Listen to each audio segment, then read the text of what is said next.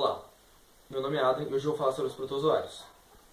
Eles são organismos unicelulares com grande importância biológica e parasitária. Eles exercem uma função primordial e equilíbrio na natureza, onde sua maioria é de vida livre. Poucas espécies apresentam importância na saúde pública, elas serão abordadas a seguir. A amebíase é uma infecção intestinal e extraintestinal que é provocada pela entamoeba histolítica. Essa doença apresenta gravidade variável no Brasil, havendo casos de colites severas até colites mais brandas, ou ausentes, sendo que no México e na Índia a mesma é responsável por um grande número de mortes. Como foi mencionado, o agente etiológico é a espécie entamoeba histolítica. Ainda podemos citar outras amebas que habitam o ser humano, como entamoeba dispar, entamoeba hartmanni, lodomoeba buttili, mas, novamente, nenhuma delas é patogênica, elas são apatogênicas. Quanto à morfologia e o habitat, as amebas elas apresentam duas formas, o trofozoito e o cisto. O primeiro é a forma ativa, é a forma em que ele se alimenta e se reproduz. Já a segunda, o cisto, é a forma de resistência, em que há a transmissão do protozoário.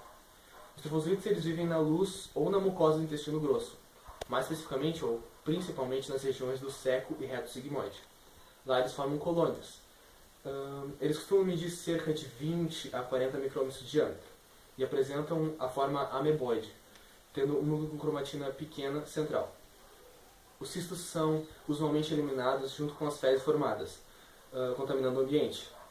São esféricos e podendo apresentar de 2 a 4 núcleos, medindo cerca de 8 a 20 micrômetros de diâmetro. O ciclo biológico funciona assim. Os trofozoitos presentes na luz do intestino grosso podem seguir o bolo fecal. Lá ele se desidrata e toma uma forma arredondada, se transformando então em cistos. Eles são eliminados junto com as fezes formadas. Os cistos então permanecem no ambiente externo por de 10 a 20 dias, quando contaminam o ambiente, água, alimentos, poeira, etc., sendo então ingeridos. Eles têm a capacidade de resistir ao suco gástrico, e chegando ao final do intestino delgado, eles se desencistam. E cada núcleo dá origem a uma pequena ameba uninucleada, o trofozoito. Este, por sua vez, passa a se movimentar por pseudópodos que são lançados pelo citoplasma. Eles se dividem por divisão binária, indo até o intestino grosso, onde formam colônias. Os trofozoitos podem invadir a mucosa formando úlceras. E depois, através do sangue, eles podem atingir o fígado, pulmões e até o cérebro. A patogenia e sintomatologia dessa doença funciona assim. A entamoeba histolítica ela pode atingir o intestino grosso formando grandes colônias, mas não necessariamente provocando um tipo de lesão ou qualquer manifestação clínica.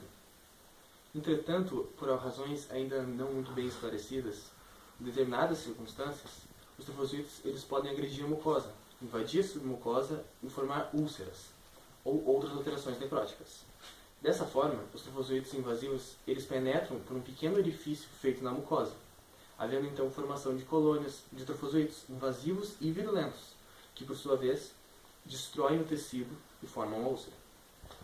Os sintomas da úlcera são colite disentérica, abdominal com diarreia, e colite não disentérica, colite abdominal sem diarreia. Essas úlceras podem ser curadas espontaneamente, por ação do sistema imune do paciente ou por ação medicamentosa. O diagnóstico usual da amebíase é feito por meio de exame de fezes, sendo que durante o período assintomático, isto é, sem diarreia, há a eliminação de cistos junto com as fezes formadas, e durante o período sintomático, com diarreia, há a eliminação de trofozoitos. A distribuição geográfica é mundial, com grande gravidade, principalmente nas áreas onde ocorre a amebíase extraintestinal.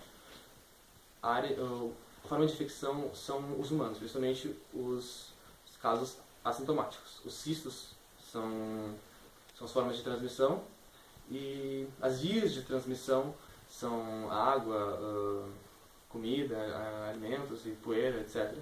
E a via de penetração é a boca. Medidas profiláticas podem ser citadas como o tratamento da fonte de infecção, a existência de um bom sistema de tratamento de esgoto doméstico, distribuição de água potável, higienização de verduras e mãos, exames de fezes periódicos